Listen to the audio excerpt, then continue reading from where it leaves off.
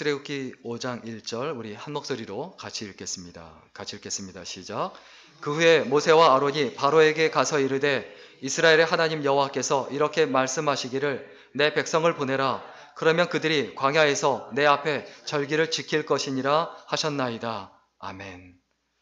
오늘은 내 백성을 가게 하라, 내 백성을 가게 하라는 제목으로 함께 하나님의 말씀 나누겠습니다. 책 중에 그 데이비드 플랫이라는 목사님이 지은 Vertical이라는 책이 있습니다. 이 책의 그 내용과 그리고 그 책에 있는 그 부분들을 보면 우리가 좀 깊이 생각해 봐야 될 부분들이 있을 것 같아서 좀 소개를 하고 싶습니다. 그 중에 이제 한 부분을 좀 소개를 하면요.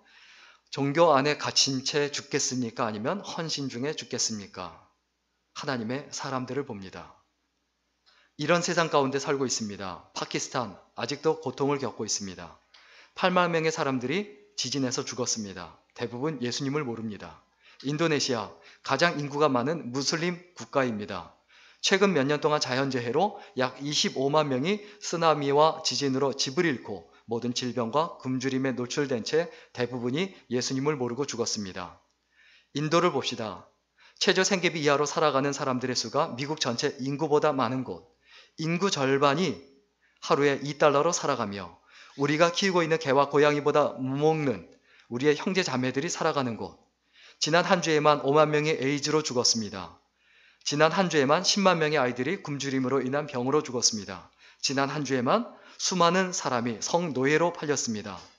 지난 한 주 동안 우리의 최대 관심사는 응원하는 풋볼 경기 결과였습니다. 자, 이 부분을 보면서 참 마음에 좀 이런 생각이 들어요. 우리의 관심이 어디 있는가? 그리고 나의 포커스가 어디에 있는가? 이스라엘 백성이 애굽으로 이주한 지 430년이 됐을 때 그때 하나님께서 이스라엘 백성을 내 백성이라고 말씀하십니다. 그들이 더 이상 예배도 드리지 않았고 절기도 지키지 않았지만 그래도 불구하고 하나님은 여전히 내 백성이라고 말씀하시고 그리고 모세를 보내서 바로에게 뭐라고 말합니까? 내 백성을 가게 하라. Let my people go 라고 이렇게 전달하게 하십니다. 우리가 살아가는 세상을 봐야 합니다. 그리고 내가 있는 이 위치가 어떤 위치고 현재 어떤 상태인지 생각하고 고민해야 합니다. 그런데 내가 처해 있는 상황을 보면 그리고 나의 문제만 보면 진짜 답이 보이지 않고 거기서 헤어나올 수가 없게 돼요. 하나님께서 우리에게 항상 원하시는 게 뭘까요? 이스라엘 백성에게 원하시는 게 무엇이었을까요? 또 지금도 하나님께서 우리에게 원하시는 게 뭘까? 우리가 여러 가지 고민하고 그리고 생각하게 되는데 일단 우리 삶에서 중요한 것, 이스라엘 백성을 좀 먼저 생각해 보면 이스라엘 백성들이 애굽에서 있으면서 잃어버린 것이 있어요. 그게 뭐냐면 자유예요. 자유. 자유는 두 가지 종류의 자유가 있습니다. 하나는 리버티가 있고요. 다른 하나는 프리덤이 있습니다. 리버티는 뭐뭇에서 벗어나는 자유를 말합니다. 억압된 상태에서 해방되는 것을 이야기하고 그리고 프리덤이라는 자유는 어떤 자유를 말하냐면 뭔가를 할 수 있는 자유, 뭔가를 향해서 나아갈 수 있는 자유를 말합니다. 우리가 사랑하지만 그리스도의 사랑으로 누구나 사랑할 수 있지만 남자친구로 여자친구로 아무나 사랑할 수는 없습니다. 이 정도 되면 좀 웃음이 나와야 되는데 전혀 웃지도 않고 그쵸? 내가 결혼을 했다고 하면 남편으로서 아내로서 아무나 사랑할 수는 없어요. 그러나 그리스도 안에서 누구나 다 사랑할 수 있는 그 자유가 있죠. 그런데 우리의 마음에 있는 미움, 때로는 시기, 질투, 내 욕심 이런 것 때문에 사랑할 수 있는 자유가 없어요.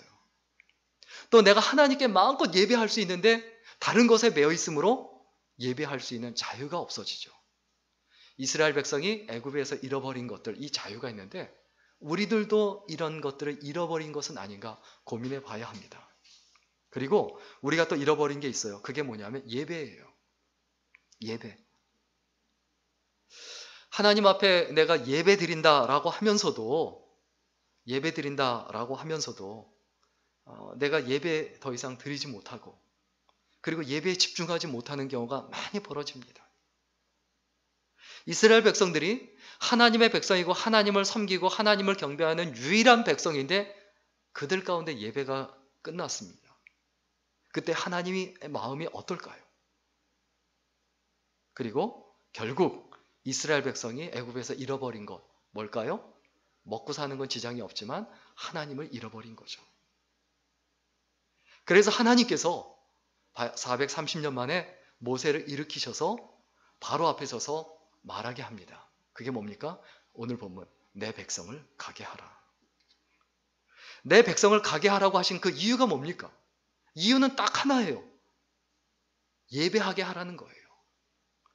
출애굽기 5장 1절 우리 다시 한 번 더 읽겠습니다. 우리 출애굽기 5장 1절 한 번 더 읽겠습니다. 시작. 그 후에 모세와 아론이 바로에게 가서 이르되 이스라엘의 하나님 여호와께서 이렇게 말씀하시기를 내 백성을 보내라. 그러면 그들이 광야에서 내 앞에 절기를 지킬 것이니라 하셨나이다. 광야에서 내 앞에서 절기를 지킬 것이다. 내 백성을 가게 해라. 그러면 이 말이 끝일까요? 출애굽기 8장 1절 같이 보겠습니다. 같이 읽습니다. 시작. 여호와께서 모세에게 이르시되 너는 바로에게 가서 그에게 이르기를 여호와의 말씀에 내 백성을 보내라. 그들이 나를 섬길 것이니라. 출애굽기 9장 1절에 또 말씀하십니다. 같이 읽겠습니다. 여호와께서 모세에게 이르시되 바로에게 들어가서 그에게 이르라. 히브리 사람의 하나님 여호와께서 말씀하시기를 내 백성을 보내라. 그들이 나를 섬길 것이니라. 그들이 나를 섬길 것이니라. 하나님께서 우리에게 요구하고 우리에게 바라시는 게 뭡니까? 예배자가 되라는 거예요. 그리고 예배의 자리로 이끌어 가자는 거예요. 교회에 가자는 게 아니에요. 정확하게 얘기하면 예배자로 모이자라는 거예요. 예배자로 살고 그리고 예배자로 살아가고 예배자로 서자는 거예요. 하나님께서 우리에게 가장 원하시는 것, 우리에게 자유를 주신 이유, 우리에게 자유의지를 주시고 우리에게 생명을 주신 가장 큰 이유가 뭡니까? 예배자로 살아가는 거라는 것을 우리는 잊어버리지 말아야 합니다. 우리는 여전히 변함없이 하나님의 소유입니다. 누구의 소유라고요? 하나님의 소유. 그런데 이것을 인정하느냐, 인정하지 않느냐의 얘기죠. 이사야서 43장 1절 같이 읽겠습니다. 같이 읽습니다. 시작. 야곱아 너를 창조하신 여호와께서 지금 말씀하시느니라. 이스라엘아 너를 지으신 이가 말씀하시느니라. 너는 두려워하지 말라. 내가 너를 구속하였고 내가 너를 지명하여 불렀나니 너는 내 것이라. 하나님께서 뭐라고 말씀하십니까? 너는 내 것이라. 그리고 이사야서 43장 7절에 또 같이 읽겠습니다. 내 이름으로 불려지는 자 모든 자 곧 내가 내 영광을 위하여 창조한 자를 오게 하라. 그를 내가 지었고 그를 내가 만들었느니라. 하나님께서 우리에게 계속 말씀하시는 것, 내 영광을 위하여 창조한 자를 오게 하라. 하나님께서 우리를 뭐라고 말씀하십니까? 하나님의 영광을 위해서 창조했다고 하셨어요. 그러면 이게 이기적인 것일까요? 우린 자꾸 그렇게 생각을 해요. 우리 관점에서. 내가 하나님께 영광을 돌릴 수 있고 하나님의 이름을 높일 수 있다. 무엇을 의미합니까? 내가 무능하게 살면 안 돼요. 내가 어디 가서 무시당하면 안 돼요. 교회가 우스갯거리가 되면 안 돼요. 하나님께 영광을 돌리려면 예수 믿는 사람이 비도덕적이면 안 돼요. 교회 다니고 성경책 들고 다니는 사람이 감옥에 들어가고 남한테 손가락질 당하고 그 하나님의 영광을 위해서 존재하는 게 아니잖아요. 그가 내 영광을 위해서 존재한다. 내가 부모님의 이름을 높이고 내가 하나님의 이름을 높이는 것, 그거보다 나한테 더 큰 복이 어디 있습니까? 해외에 살아보면요, 한국 사람이라는 것에 대한 자랑스러움을 느끼는 시대가 있고 그렇지 않은 시대가 있죠.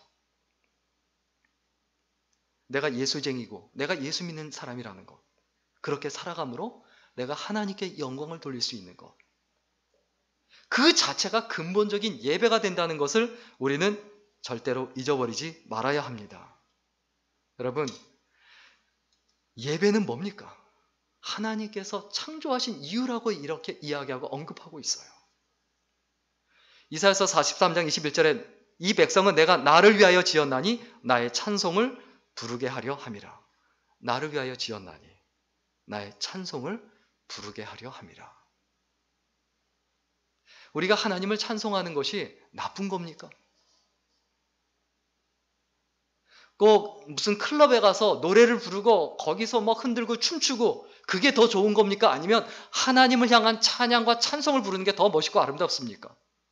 근데 하나님 너무 이기적이야. 그러면 우리가 나를 위해서 그렇게 쾌락과 그리고 비독자적인 삶을 살아가는 거, 그게 그렇게 좋은 것일까요?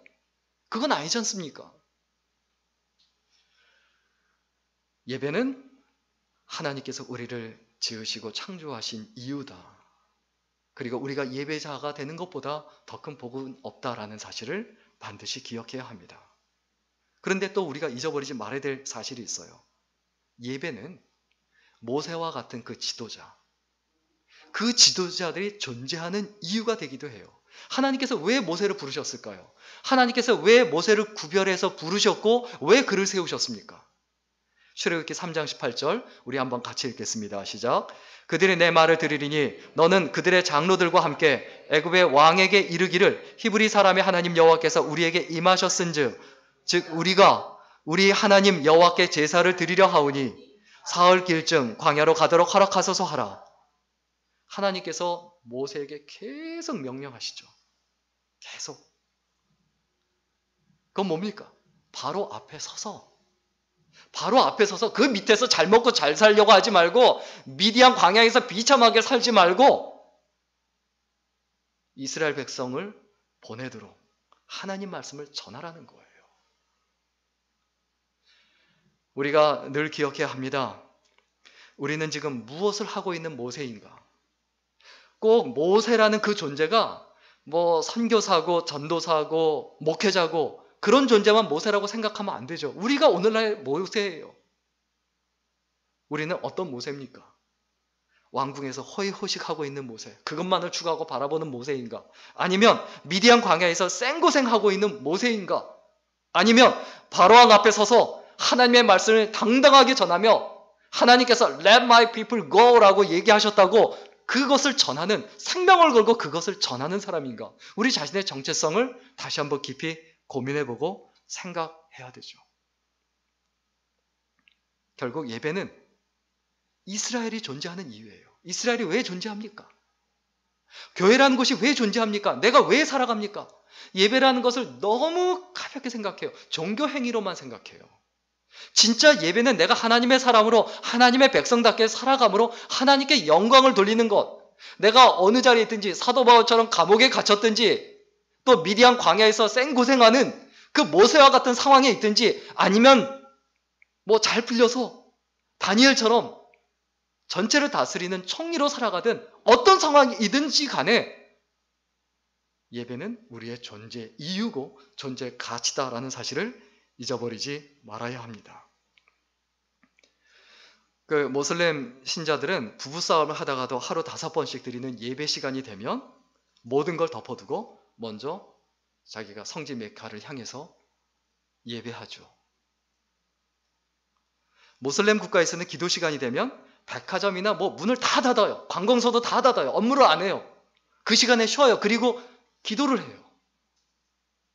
그리고 예배를 드려요.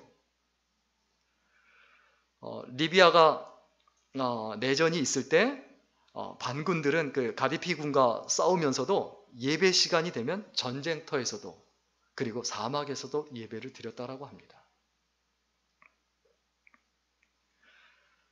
폼페이가 예루살렘을 공격할 때 언제 공격했냐 하면 안식일에 공격을 했습니다.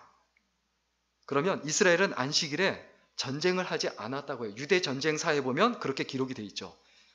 그 유대 전쟁사에 보면 안식일에 공격을 해오니까 그 유대인들이 그냥 공격을 당하고 방어하지 않고 고스란히 다 붙잡혀서 그 자리에서 죽었다라고 말합니다. 유대인들은 목숨을 걸고 하나님 앞에서 율법을 지켰는데 우리가 살아가는 인생에서 예배를 내가 얼마큼 가치 있고 그리고 소중하게 여기는가. 살다 보면 그런 생각 많이 듭니다. 정말 내 인생에 답이 없다. 깝깝하다. 이걸 어떻게 헤쳐나가는가. 정말 산 넘어 산이다. 이거 해결하면 뭐 저게 문제가 되고 그리고 내 주변에 있는 사람은 그걸 이해하지 못하고 그 나를 알아주지 못한다. 근데 그 얘기는 뭘 의미하냐면 나도 다른 사람의 삶을 이해하지 못해요. 나도 다른 사람의 삶을 몰라요.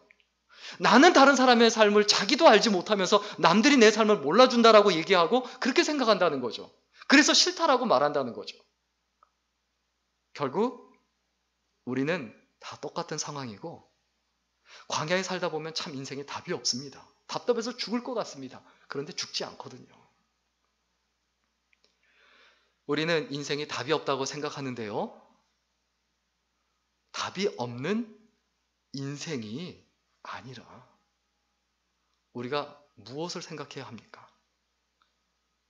답을 찾으려고 하지 말고 내 인생의 진짜 문제가 뭔지를 찾아야 돼요.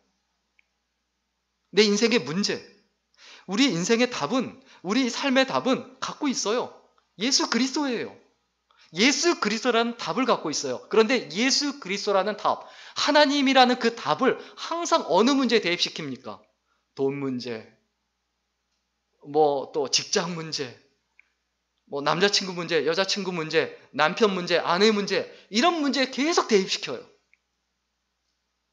그런데 우리가 진짜 찾아야 하고 그리고 우리가 진짜 기억해야 되는 그 문제는 뭡니까? 우리의 진짜 문제는 나의 주인이 누구냐예요. 나의 주인이 누구냐? 나의 주인이 누구냐? 내 감정이냐? 내 쾌락이냐? 내 욕심이냐? 내 재미냐? 이 부분에서 분명하게 되지 않은 상태에서 계속 하나님과 예수 그리스도와 안 맞는다는 거예요. 내 삶이. 여러분, 종은 선택의 여지가 없습니다. 그리고 종은 종을 찾지 않습니다. 종은 오직 주인을 찾아야 합니다. 그리고 종은 다른 종에게 포커스를 맞추지 않습니다. 항상 언제든지 하나님께 포커스를 맞추죠. 하나님께 초점을 맞추고 하나님께 포커스를 맞추고 살아가는 인생. 그것이 바로 예배하는 인생이고 예배하는 삶이죠. 우리가 가장 빛나는 삶을 살고 싶으면 어떻게 해야 됩니까? 우리는 종이기 때문에 최고의 주인을 모시면 돼요. 나의 주인이 어떤 사람은 돈입니다. 어떤 사람은 명예입니다. 어떤 사람은 쾌락입니다. 어떤 사람은 재미입니다. 그래서 비도덕한 것도 서슴지 않죠. 여러분, 삶이 초라하고 별별 없다고 힘들어하지만 말고 최고의 주인 앞에 무릎 꿇을 수 있어야 합니다. 최고의 주인 앞에 무릎을 꿇고 그 주인의 종으로 살아가십시오. 그러면 그 종은 주인이 최고이기 때문에 나는 누구의 종이다. 이것 때문에 내 인생과 삶이 빛이 난다는 것을 잊어버리지 말아야 합니다. 내 주인이 누군가 그 문제로 고민하고 그리고 생각하고 그리고 그 부분을 붙잡고 있으면 우리는 완벽한 답을 갖고 있어요. 우리의 주인은 누굽니까? 하나님이지 않습니까? 예수 그리스도지 않습니까? 내가 무엇에 매여 살아가야 되는가? 이게 명확한 사람들이지 않습니까? 이게 명확하지 않으면 방황을 해요. 쾌락에 매여 살아가요. 재미에 매여 살아가요. 그래서 요즘에 뭐 버닝썬이라든지 그 빅뱅의 멤버였던 승리라든지 또 줄줄이 뭐 정준영이라든지 골치 아픈 얘기가 점점점 줄줄 나오죠. 왜 그렇습니까? 자신들의 인생의 주인이 명확하지 않으니까 그래요. 주님이 나의 주인이시고 그리고 당신의 주인도 나의 주님과 같았으면 좋겠습니다라는 그 고백을 하는 것. 이것이 우리들의 삶이어야 되지 않을까요? 여러분, 주님이 주인일 때, 다시 말하면 내가 주님의 종일 때 그때 어떤 일들이 일어납니까? 우리 출애굽기 6장 1절 같이 보겠습니다. 출애굽기 6장 1절입니다. 같이 읽겠습니다. 시작. 여호와께서 모세에게 이르시되 이제 내가 바로에게 하는 일을 내가 보리라. 강한 손으로 말미암아 바로가 그들을 보내리라. 강한 손으로 말미암아 바로가 그들을 그의 땅에서 쫓아내리라. 강한 손으로 말미암아 바로가 그들을 보내리라. 강한 손으로 말미암아 바로가 그들을 그의 땅에서 쫓아내리라. 이건 믿을 수 없는 일이에요. 애굽에서 노예 생활을 하고 있는데 그 수백만 명인데 그 수백만 명을 다 내보내면 어떻게 되겠습니까? 그리고 또 출애굽기 7장 1절에 보면 또 주님이 나의 주인이실 때, 우리들의 주인일 때 어떤 일이 일어납니까? 같이 읽겠습니다. 시작. 여호와께서 모세에게 이르시되 볼지어다 내가 너를 바로에게 신같이 되게 하였은즉 내 형 아론은 내 대언자가 되리니. 내가 너를 바로에게 뭐같이 되게 하였은즉 신같이. 어떻게 할 때요? 내가 나의 주인이, 내 인생의 주인이 하나님이실 때, 그때 세계를 지배하고 있는 바로에게 신같은 존재가 되게 하겠다. 이게 하나님의 약속이에요. 그런데 왜 바로가 하나님의 백성을 못 가게 할까요? 왜 안 놔줄까요? 아주 간단합니다.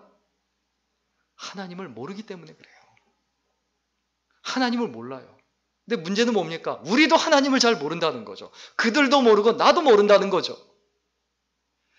우리 출애굽기 5장 2절 같이 한번 읽겠습니다. 출애굽기 5장 2절입니다. 시작. 바로가 이르되 여호와가 누구이기에 내가 그의 목소리를 듣고 이스라엘을 보내겠느냐? 나는 여호와를 알지 못하니 이스라엘을 보내지 아니하리라. 그 당시에는 일종의 범신론 사상을 가지고 있습니다. 모든 부족이 다 신을 가지고 있고 여러 개 가질 수도 있고, 그리고 또 저런 부족의 신이 있고 저런 나라의 신이 있다. 그 신들을 다 인정했어요. 그런데 그 당시 하나님은 어떤 하나님입니까? 그냥 부족 신이에요. 어떤 부족의 신입니까? 노예 생활하고 있는, 하찮게 살고 있는 그 부족의 신이 얼마나 한심한 신이에요. 손가락질거리예요. 하나님께서 하나님의 영광 위에서 지으셨어요. 하나님께서 영광 받으시면 그들이 강해야 돼요. 그들이 지배해야 돼요. 정복하고 다스려야 돼요. 그런데 그들이 못나게 살고 있어요. 노예 생활하고 있어요. 여호와가 누구이기에 내가 그의 목소리를 듣느냐? 설득이 안 된다는 거죠. 하나님을 모르니 당연히 어떨까요? 하나님을 모르니 하나님을 두려워하지 않죠. 우리 3절 같이 읽겠습니다. 출애굽기 5장 3절입니다. 시작. 그들이 이르되 히브리인의 하나님이 우리에게 나타나셨은즉 우리가 광야로 사흘길쯤 가서 우리 하나님 여호와께서 제사를 드리려 하오니 가도록 허락하소서. 여호와께서 전염병이나 칼로 우리를 치실까 두려워하나이다. 이렇게 모세가 말합니다. 그때 바로가 뭐라고 말합니까? 웃기지 말라. 네가 두려운 거지 내가 두려운 건 아니다. 하나님은 우리의 아픔을 잘 아십니다. 우리의 고통을 아십니다. 우리의 힘겨움을 아십니다. 그러면 우리가 그 하나님, 우리를 아시는 그 하나님을 알아야 돼요. 출애굽기 3장 7절과 9절 같이 보겠습니다. 출애굽기 3장 7절과 9절입니다. 시작. 여호와께서 이르시되 내가 애굽에 있는 내 백성의 고통을 분명히 보고 그들이 그들의 감독자로 말미암아 부르짖음을 듣고 그 근심을 알고 이제 가라. 이스라엘 자손의 부르짖음이 내게 달하고 애굽 사람이 그들을 괴롭히는 학대도 내가 보았으니. 하나님이 다 아신다는 거예요. 지금 마음에 힘든 거 있으시죠? 괴로운 거 있으시죠? 답답한 거 있으시죠? 하나님이 다 아세요. 그러면 우리가 어떻게 해야 됩니까? 오늘 우리 같이 찬양한 대로 나보다 나를 더 잘 아시는 주님. 그분을 떠나서 내가 어디로 가오리까? 나를 아시는 그 하나님께 내가 예배자로 서는 것을 절대로 포기하면 안 돼요. 세상 사람들은 우리를 어떻게 여깁니까? 우리를 이용하려고 해요. 오늘 본문에 보면 바로가 이스라엘 백성을 보내는 것을 거절합니다. 왜 거절합니까? 노동력 때문이거든요. 장정만 60만 명이라고 해요. 20세 이상 남자만. 그럼 어린 아이들과 여자들까지 합치면 얼마나 많겠습니까? 우리 오늘 보면 4절 같이 읽을까요? 출애굽기 5장 4절입니다. 그리고 4절 5절 같이 읽겠습니다. 5절까지요. 시작. 애굽 왕이 그들에게 이르되 모세와 아론아 너희가 어찌하여 백성의 노역을 쉬게 하려느냐? 가서 너희의 노역이나 하라. 바로가 또 이르되 이제 이 땅의 백성이 많아졌거늘 너희가 그들로 노역을 쉬게 하는도다 하고. 노역을 시켜요. 일을 시켜요. 왜 시킵니까? 그 당시 실제 역사에서 국고성 비돔과 라암셋을 건축하고 있었어요. 이게 다 흑벽돌로 짓는 거예요. 그런데 가서 노동을 시키는데 원래 튼튼하려면 흙으로만 으깨면 안 돼요. 그게 떨어지지 않도록 그 안에 짚을 집어넣어야 돼요. 지푸라기 같은 걸 집어넣어야 돼요. 근데 처음에는 그것을 제공해줘요. 그래서 흙 벽돌만 만들면 되는데 그것까지 구해다가 직접 짓게 합니다.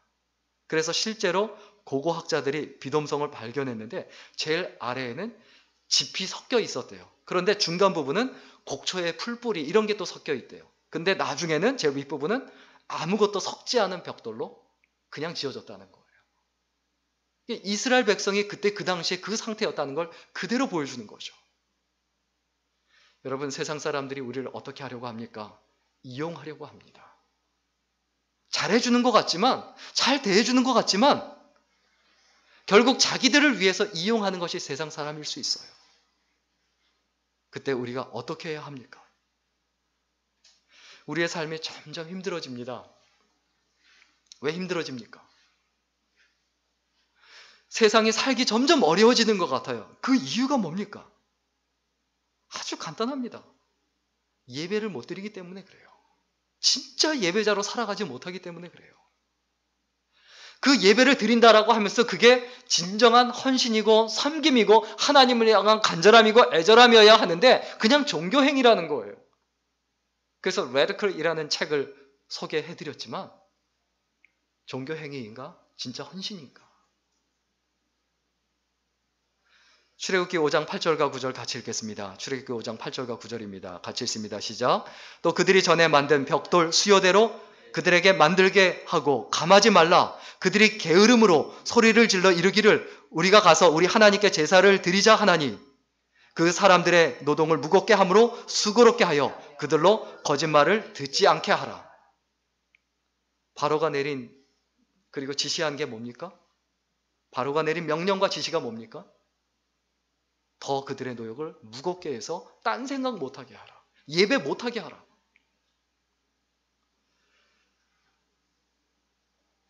세상은 우리들이 하나님을 섬기는 것을 원하지 않습니다.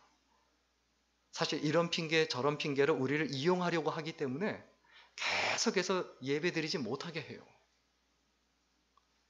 그리고 세상 일에 푹 빠져서 하나님의 일에 마음을 쓰지 못하게 합니다. 그리고 결국 어떻게 만듭니까? 사단의 전술전략이 뭡니까? 하나가 되지 못하게 해요. 마음이 갈라지게 해요. 출애굽기 5장 21절 같이 읽겠습니다. 같이 읽습니다. 시작. 그들에게 이르되 너희가 우리를 바로의 눈과 그의 신하의 눈에 미운 것이 되게 하고 그들의 손에 칼을 주어 우리를 죽이게 하는도다. 여호와는 너희를 살피시고 판단하시기를 원하노라. 우리를 죽이게 하는도다. 무슨 얘기입니까? 이스라엘 백성들이 힘드니까 노역이 더 심해져서 해방되기는커녕 이집트에서 빠져나오기는커녕 모세로 인해서 노역이 더 심해지니까 어떻게 합니까? 그럼 하나님께 매달리면 되는데 모세한테 가서 뭐라고 불평합니까? 바로의 눈과 그의 신하의 눈에 미운 것이 되게 하고 그들의 손에 칼을 주어 우리를 죽이게 하는도다. 여러분, 모세와 이스라엘 백성들이 갈라지고 그리고 분열이 생기는 거예요. 우리의 마음속에 기억해야 합니다.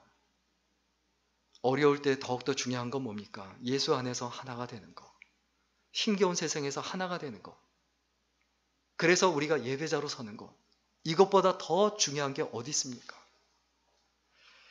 오늘 메시지 정리하고 마치겠습니다. 하나님의 백성에게 자유를 주어야 합니다. 예배의 자리를 지키지 못하고 그리고 본인이 예배자가 되어야 하는지 하나님의 백성인지조차 정체성을 잃어버린 그 사람들에게 자유를 주려면 어떻게 해야 됩니까? 그들을 하나님께로 인도하려면 어떻게 해야 됩니까? 먼저 우리 자신의 정체성을 분명히 해야 합니다. 내가 뭐 하는 사람인지, 내가 무엇을 위한 사람인지, 내가 하나님의 종인가? 아니면 애굽에서 노역하는 바로의 종인가? 내가 바로를 위해서 국고성 비돔과 라암셋을 짓고 있는 사람인가? 아니면 주회전을 사역하고 있는 사람인가? 우리 자신의 정체성을 명확하고 분명하게 해야 합니다. 그리고 하나님의 뜻을 선포해야 되죠. 하나님의 뜻을 선포하는 게 어떤 겁니까? 그게 어떤 겁니까? 예배의 자리에 나아가는 거예요.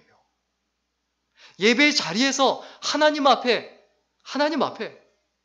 이익을 위해서가 아니라 쾌락을 위해서가 아니라 정말 하나님 앞에 예배자로 간절하게 서는 거예요. 그게 진정한 선포예요. 그리고 우리가 어딜 가서 무엇을 하든지 간에 하나님의 뜻을 선포하는 사람이 비도덕적이면 안 되죠.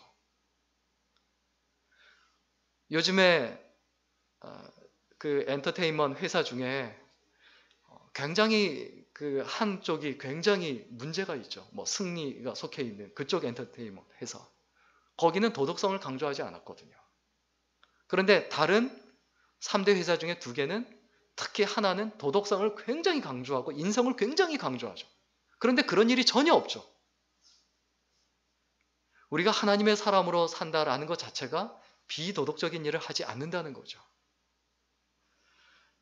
결국 우리는 어떻게 해야 됩니까? 하나님의 백성으로 맞대결하고 골리앗 앞에 서는 심정으로 그렇게 살아갈 수 있어야 합니다.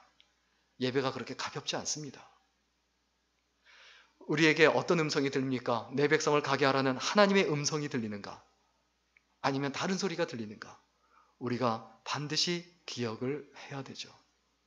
여러분, 한 번밖에 없는 인생입니다. 그때 어떤 음성을 가지고 어떤 음성에 순종하겠습니까? 먼저 우리들 자신이 이 시대의 모세다라는 사실을 절대로 잊어버리지 말아야 합니다. 불평, 불만을 가지고 살아가는 이스라엘 백성이 아니라 내가 이 시대의 모세다라는 자세를 가지고 살아갈 때 내 백성을 가게 하라는 그 선언과 선포가 이 땅에 울려지고 그 선언이 이 땅에 가득하게 됩니다. 그런데 그 정체성이 없고 늘 항상 언제든지 간에 왜 우리가 고기를 못 먹느냐? 왜 물이 없느냐? 왜 고기가 없느냐? 왜 노역이 점점 심해지느냐? 이스라엘 백성들의 이러한 입장에 우리가 계속 서 있다라고 하면 하나가 되지도 못하고 하나님께 영광 돌리지도 못하고 계속 그 자리에서 바로의 노예로서 살아야만 한다는 것을 우리는 절대로 잊어버리지 말아야 합니다. 내가 무엇을 위해서 사는 사람인가? 다시 한번 기도하고 생각하며 믿음으로 살아가는 아름다운 생애가 될 수 있기를 주의 이름으로 간절히 축원합니다. 기도하겠습니다. 살아계신 하나님, 바로에게 모세를 보내며 또 모세는 그 명령에 순종하여 생명을 걸고 바로 앞에 서서 내 백성을 가게 하라고 선언했던 그 삶의 모습을 기억하며 우리가 이 시대에 바로의 종으로 살지 하나님의 종으로 살지 결정하며 결단할 수 있도록 은혜를 베풀어 주옵소서. 한 번밖에 없는 인생을 헛되이 보내지 않도록 붙들어 주시고 우리가 지금 있는 자리가 어떤 자리인지, 애굽에서 노역을 하는 자리인지, 광야에서 고생하는 자리인지, 아니면 바로 앞에 서서 내 백성을 가게 하라고 선언하고 선포하는 자리에 있는지 우리 스스로를 돌아볼 수 있도록 붙들어 주시고 하나님 앞에 모세가 이스라엘 백성들을 위하여 기도하고 간구했던 것처럼 그들을 포용하고 그리고 그들을 이끌고 나갔던 것처럼 이 시대의 모세가 되어서 아름답게 열매 맺으며 살아갈 수 있도록 인도해 주옵소서. 감사드리며 예수님의 이름으로 기도드렸습니다. 아멘.